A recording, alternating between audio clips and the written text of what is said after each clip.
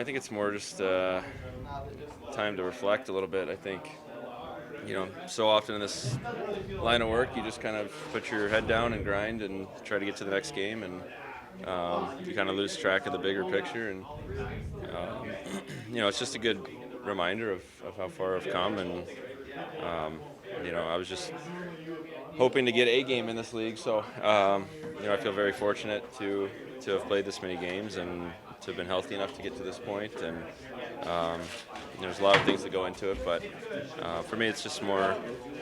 Just took a little time to reflect on it, and there's a lot of people that helped get me to this 500th game, and it makes you think back on all they've done for you.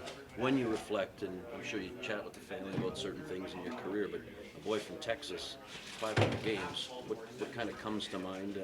What's the discussion like around that?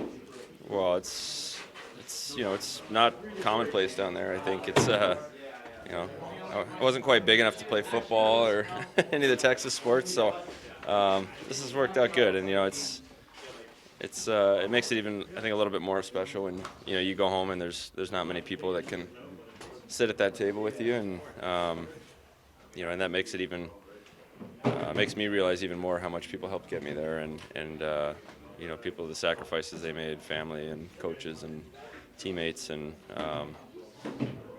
hopefully we're only halfway there, and can play a long time in this league. But like I said, I think anytime you get a moment to actually take a step back and appreciate everything you've been through, it's nice to take that time. What do you remember of Game 1? Well, I was actually in Alberta. I was in Edmonton, Calgary's Game 2, actually. So I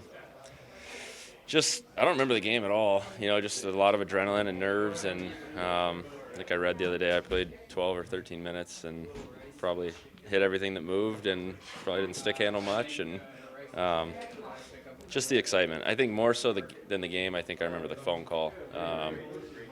Getting that call that you're going to go play in the NHL, and both my parents, them crying on the phone, things like that just stick out to you and remind you, how fortunate you are to be in this position, and what a long road it's actually been. You spent some time out east. I know the Flyers are here, and just the idea that it's certainly different, but I don't know if you're surprised at what you've seen from Philly, but what do you make of their team? And they've kind of been really under the radar, yet when anybody does look at them, they're doing a little bit more than people projected. Well, they're well coached. They work hard, I think.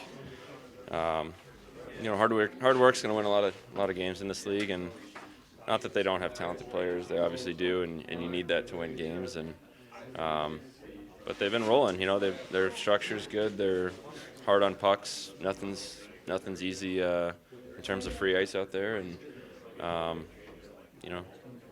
I think they're similar to us in our special team dynamic as far as their kill's been good for them and scoring some goals, and I'm sure they're working on their power play too. But 5-on-5, we know we're not going to get a lot, and it's got to be one of those tight checking games that you got to buy into, and they've found success that way. It's actually probably a team that we could look at in terms of just a little bit of a similar setup on their lineup, and take some things that they've found success with and use them for ourselves.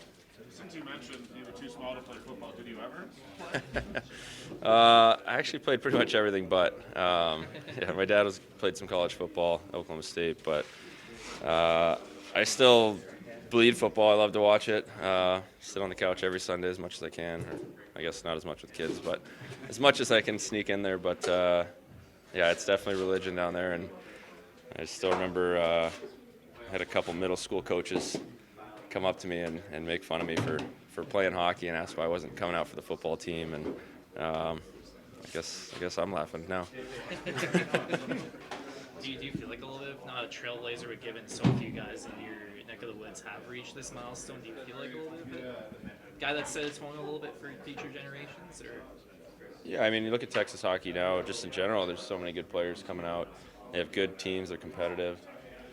I wouldn't say I was the first wave, but I was definitely one of the first waves, and we had a lot of good players and really good teams when I was growing up, and that's obviously all of this kind of draws back to the Stars coming to town. So ultimately I have the NHL and the Stars to thank for deciding to choose Dallas as a spot to go, but it is fun. It's fun to go home, and I skate with some younger kids in the summer, and you know, you kind of pull for each other, and you want guys to come out of Texas and do well. And you know, I assume as I get older and the career winds down, I would imagine I'll try to help other guys, you know, follow that same path.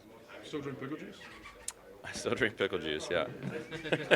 Followed you all 500 games. Yeah, I got a nice thermos every game day. Pickle power is what Ricky calls it. So probably do it till I drop.